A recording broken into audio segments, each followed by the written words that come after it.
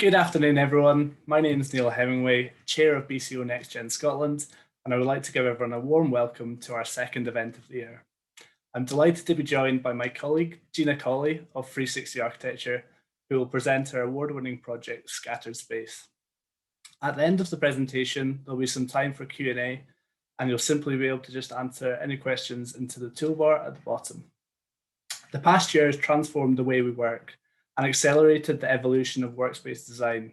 With different models, challenges, and expectations, it's clear that we're not going to be returning to the status quo. Whilst it's been a challenging year, there's also been lots of positives: increased freedom, empowerment, more family time, and reduced carbon impact. As BCO NextGen Scotland, we want to explore how these positives can help inform the future of workspace. As such, we published 3 key themes last month that our events will focus on this year: the HQ, the hub, and the home. These themes were largely inspired by the BCO NextGen 2020 competition. All the entries, or particularly the shortlisted entries, focused around this idea of a kind of dispersed workspace. The design competition required entries to consider key global issues from the pandemic, tackling the impending climate crisis to ongoing issues around equality and inclusivity. Entrants were asked to look beyond the pandemic and present innovative and thought-provoking solutions that bring to life how the workspace may change over the next 5 years. So what better way to kick things off than with the joint winner of the 2020 BCO NextGen Design Competition, Gina Colley. Gina has been influential in a number of commercial and high street regeneration projects, particularly when it comes to designing for equality and inclusivity. And I'm delighted that her true talents have been recognised in this national award. So it gives me great pleasure to welcome Gina to take it away. Thanks, Neil. Hi, everyone. Thanks for having me today. Thanks for the intro. Neil?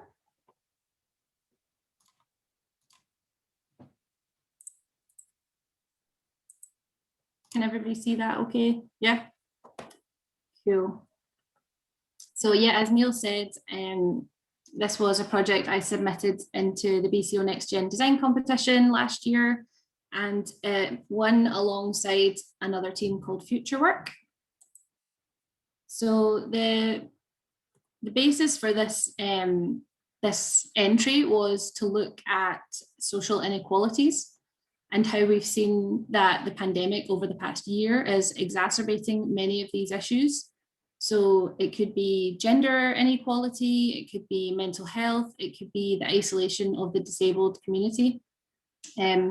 But essentially where we are at now with a kind of hope on the horizon with the vaccine being rolled out across the UK, I think it's a really important moment to pause and consider, how do we rebuild some of the structures that have fueled these inequalities for a long time?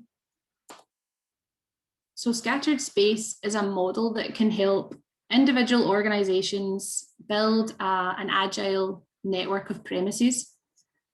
So the aspiration behind the project was to bring more opportunity, more equality, and more life to the workforce. In this slide, you can see a map of Glasgow and the surrounding areas in the background. In the scattered space model, businesses will retain a city centre presence, albeit on a slightly reduced scale. And working from home will still very much be part of the equation, but in a more balanced way than we're currently experiencing, hopefully. And then the hub is the kind of missing link between these two ways of working, and it will be located in peripheral towns and neighbourhoods. So the key difference between some of the models that we're seeing emerge, such as the kind of community co-work hub and scattered space, is that this model is intended to be for an individual organisation or perhaps a partnership between a few organisations, but to provide a dedicated local hub for them. So this project is obviously quite a strategic look to the future and a prediction on how workplace may evolve. So with a project like this, I felt it was really important to consider the full reality of the population that we're designing for here. In this case, it's the workforce, but not only think about the current makeup of the workforce, but what will that makeup look like in 2025 and beyond. So through conversations, research, blatantly stealing some details from my colleagues, I've come up with these 3 characters, and I'll use them to talk about the presentation and about the scattered space model. Obviously, these 3 characters can't cover all experiences. So if there's time at the end, I would love to hear your thoughts and whether this model can work for you or people that you know. Sorry, I'm just going to go back a slide. There we go. So first up, we have Isla. She is a new mum who had a baby during the pandemic. Previous to 2020, she commuted from Paisley into Glasgow every day for work. And we have Claire, who is a young wheelchair user. She lives in an adapted flat in the south side of Glasgow. She lives independently, but has support from a network of family and carers. And then David is a single father to twins. During the pandemic, he suffered from mental health deterioration and feelings of loneliness and isolation throughout the pandemic. So firstly, working from home, we're all very used to this by now. You can see some of the benefits on screen here with these lovely stock photos. I'm sure now, a year into working from home, it doesn't always look as idyllic and calm as these photos may present. You can see from the 3 characters, it's very much mixed feelings. So Isla points out working from home is great for the environment. It reduces commuter travel into the city.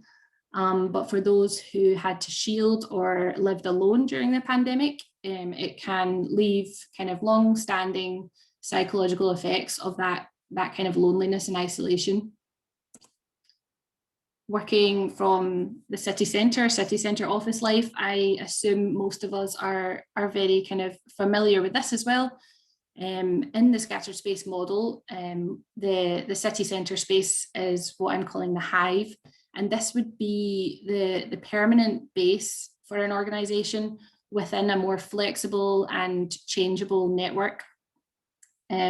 So this means it'll be the place where businesses invest heavily in their fit outs, the technology, the AV to create these great experiences that we all enjoy about city centre workplaces.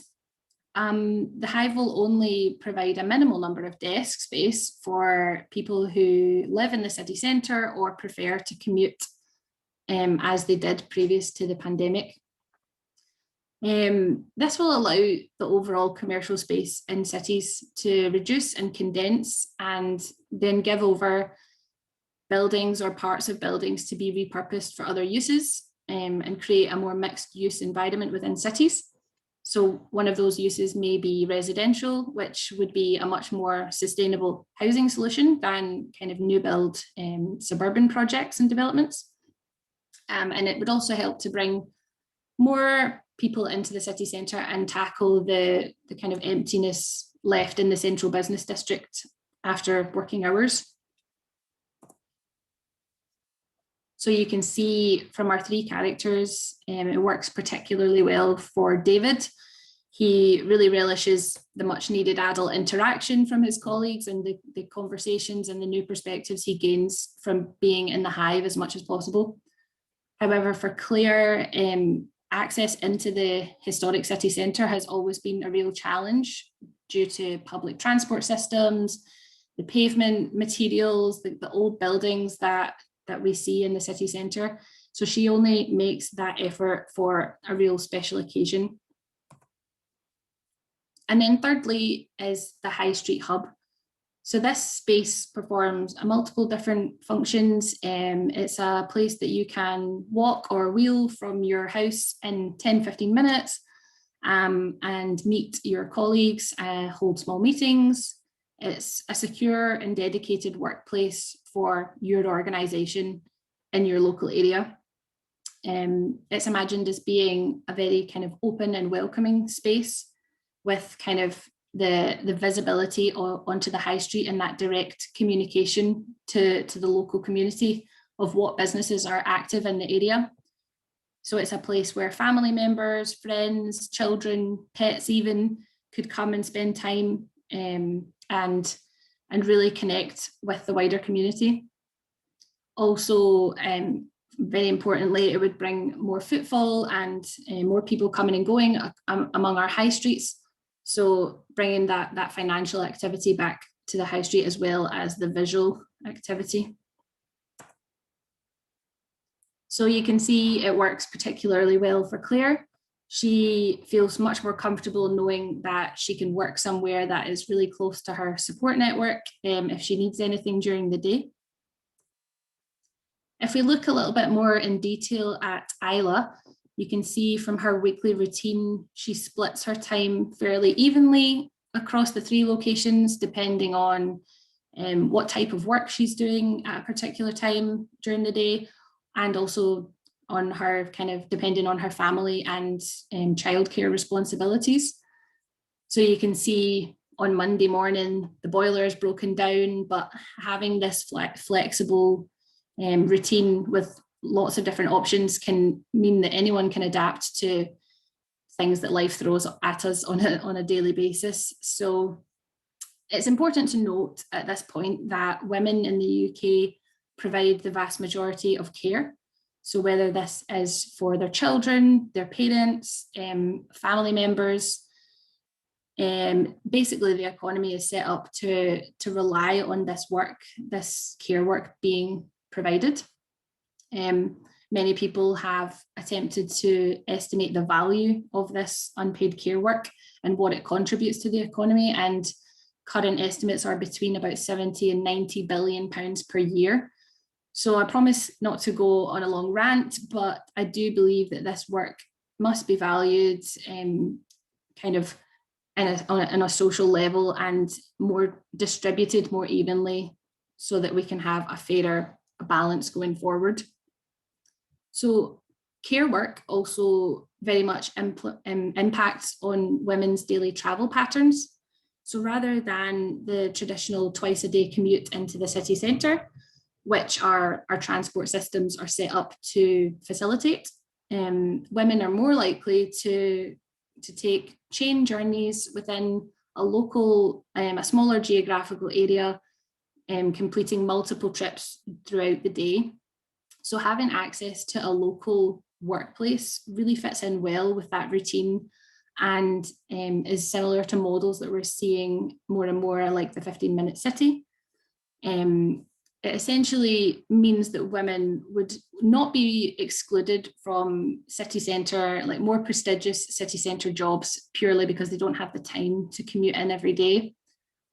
And obviously we want to get to a point where our cities are accessible to all and welcoming to all, but the scattered space local hub kind of offers that interim short-term solution to a longer social change that we will see happening.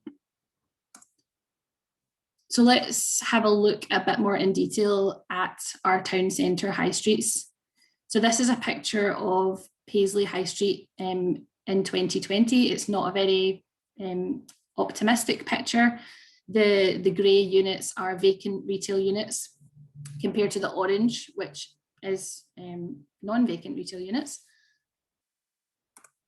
And you can see here a vision of what this high street may look like in 2025. You can see that it's much more rebalanced and resilient due to the mix of uses up and down the high street.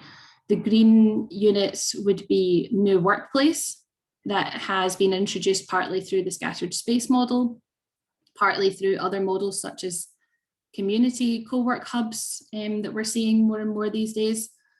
So this change and introducing workplace as a major component of high streets in the future, it will only be possible with government support So whether that is incentivizing repurposing retail or making the planning process as quick and easy as possible, all of this will attract businesses to a scheme like this and not make it feel as much of a challenge in the future.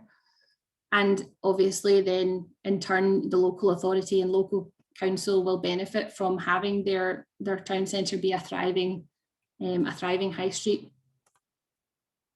So how could scattered space be implemented in practice in reality? It really calls for a different type of commercial agent who would manage a portfolio of vacant retail premises. They would ensure that units have a light touch fit out that can be adapted to any business type.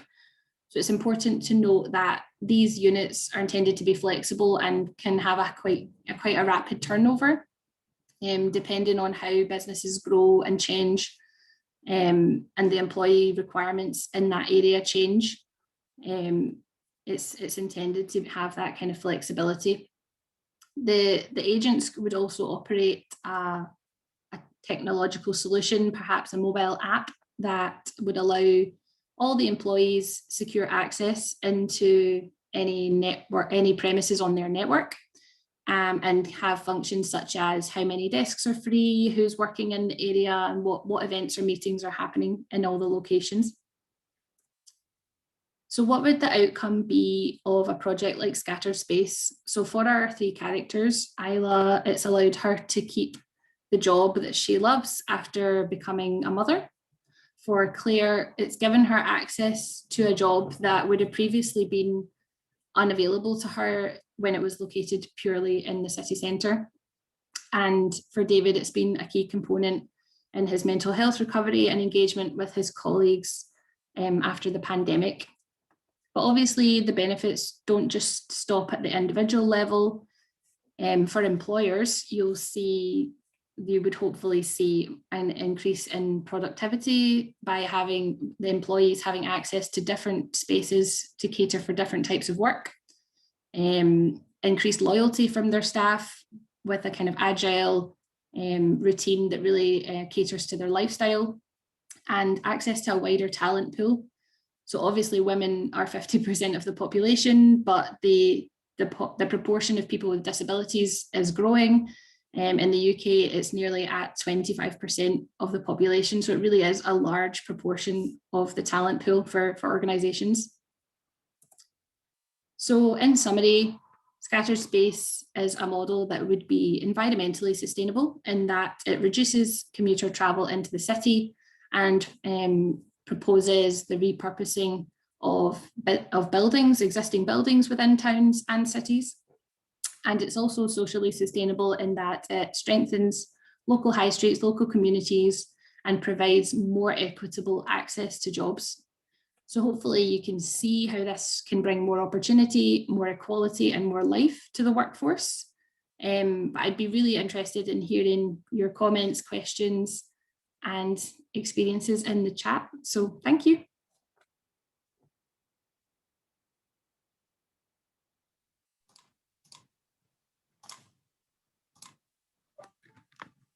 Thank you, Gina. That was a brilliant presentation, and clear to see that a lot of thought has gone into the design itself, but a very worthy winner of the design competition. So just while I'm waiting for some questions to come in, there's one that I've kind of got in my head, and it probably ties into, as a company, we've obviously invested quite a lot in how we've developed our office culture.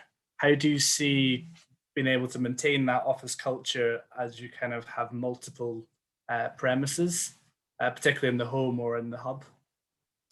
Yeah, I think that's really important, and we can definitely learn from how businesses have reacted to the pandemic over this past year and how they've tried to keep that culture going. I know we've done our Friday beers and all that kind of thing to keep the culture alive, but I think looking forward to having a more agile network of options where you can complete your work. It'd be interesting to see how the different hubs might have slightly different cultures within themselves and bring something, a new kind of dynamic to the organization. But I think what would be key is making sure that everybody does gather all together in the Hive space within the kind of main base location on a at least weekly basis, and keep that kind of togetherness alive, essentially. No, definitely.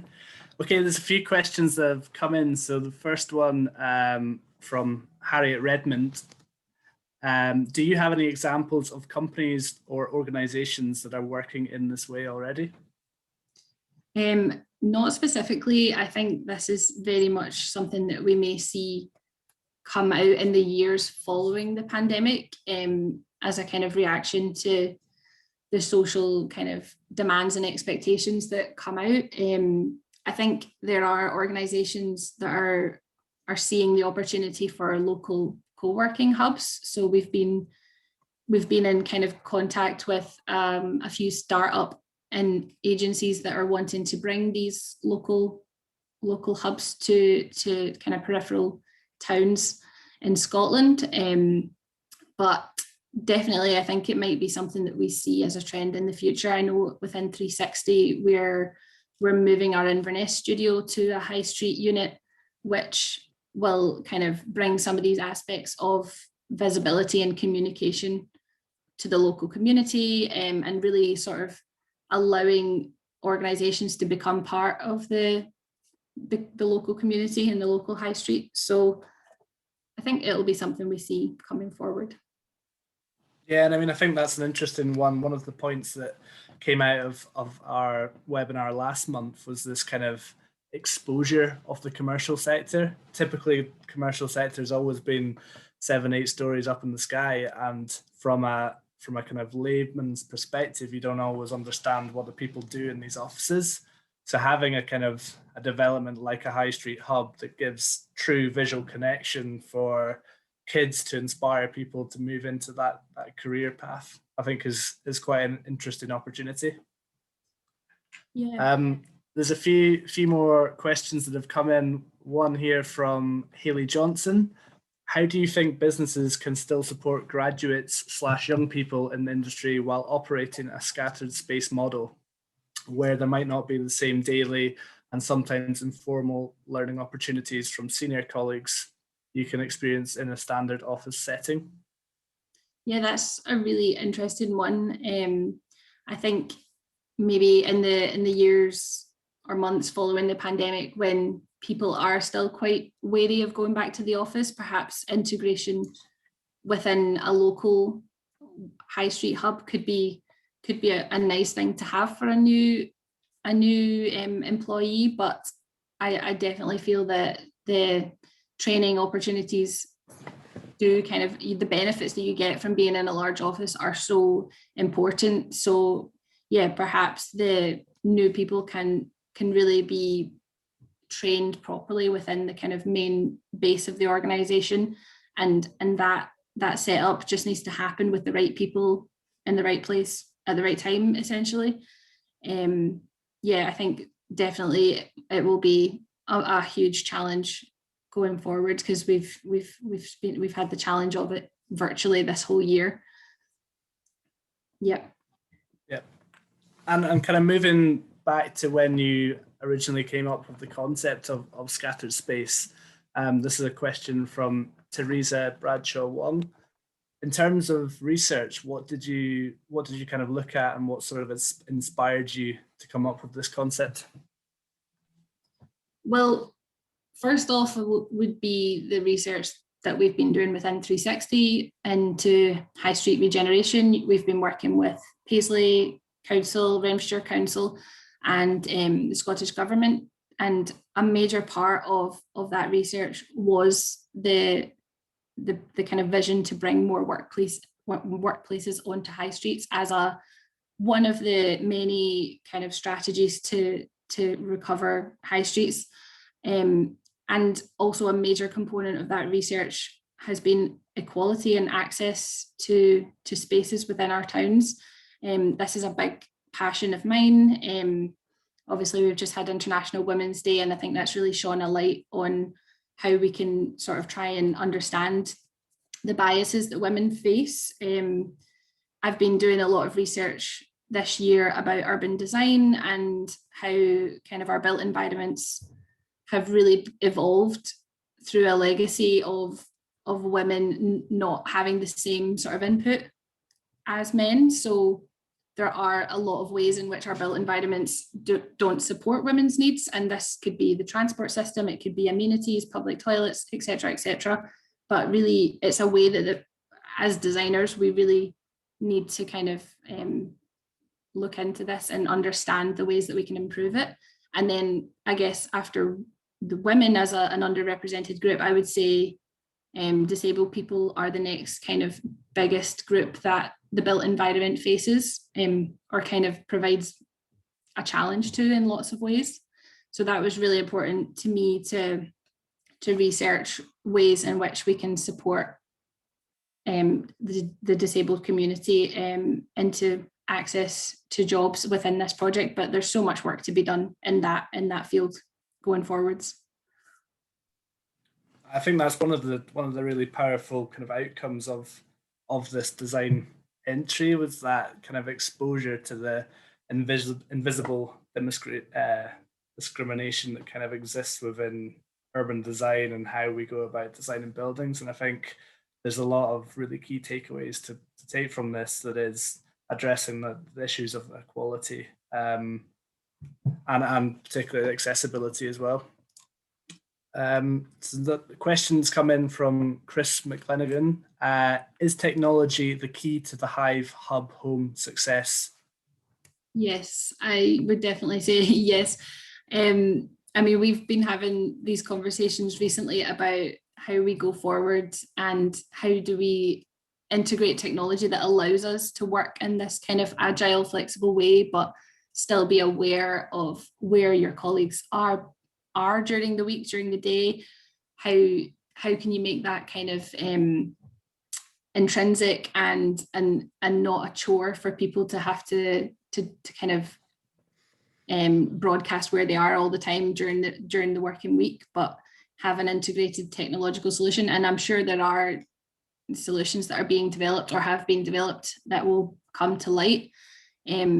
Definitely, I think data and data analysis will be really key to this in terms of businesses finding the right location for their peripheral hubs, whether that be kind of the agent model itself has that kind of optimization technology where they can suggest the optimum locations for a business to have their local workplace hubs. But yeah, in all aspects of this, I think technology will play a really, really key part. Absolutely. And I think this is maybe going out to the wider audience. As kind of BCO NextGen, we're quite keen. One of the future events we're looking at is how do we deal with this kind of transition from home working back into the office, and particularly from a kind of people management perspective. If anyone has some suggestions of some really kind of cutting edge companies or apps that are dealing with this transition of how we'll be able to know when someone's working from home or when someone's going to be in the office, some recommendations on that would be great. Questions come in from Malcolm Stroud. With local hubs, no one else in my firm lives near me. How would I use it? Yeah, I think that's a great question. I obviously started this project with kind of the Threesixty model in mind, where we have kind of like clusters of people in the West End, the East End, south side of Glasgow. But obviously there are people who live more further afield. So whether it would be locating these hubs near or within reach of kind of transport nodes, so that people can perhaps get the train to these if that's a bit more easy, or there will be people that still want to work in the city centre as they did before the pandemic. Not everybody will want to work from home or from a local workplace going forward. So I think that's where having more options provides more choice, and people can do what is best for them, whether that is continuing as before, commuting into the city centre, working from home, or if it's easier to access a more local workplace, that can be an option, or a mixture of all three. Brilliant. Just want to check if is there any other questions out there, or we'll maybe begin to start to wrap up. I don't know if anyone has any last minute questions.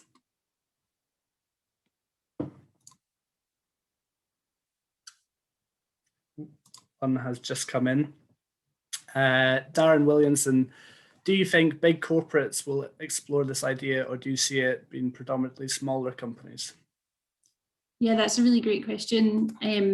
I think it can work really well for kind of medium and large companies. And this would just need to, the size of the local high street units and the number of them would need to change to adapt to the size of the organization.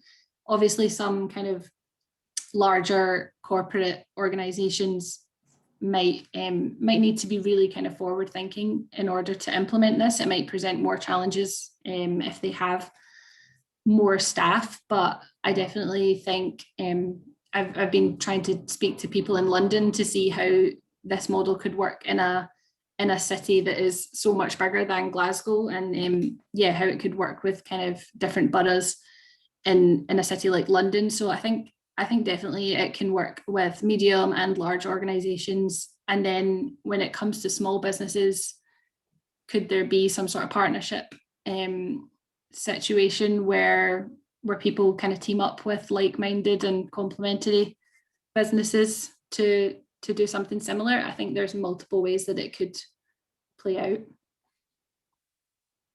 Definitely, and I think this is the kind of exciting point in time that we have with the commercial sector, that we're in a point that it's going to evolve, and I think these trends are only going to grow and continue. So I think that seems like a good point in time to kind of and finish the webinar off. Just like to again congratulate Gina on a very worthy award-winning submission and brilliant presentation as well. So thank you for joining. Thank you everyone else for joining the webinar. And just as a kind of a wee summary, Scattered Space brings together several different perspectives on the future of workplace, with the need for environmental sustainability, re-energize high streets and human connection. A reimagined workspace can be a true catalyst for social and economic sustainability. So thanks again, everyone, and we look forward to everyone joining the next BCO webinar shortly. Thank you.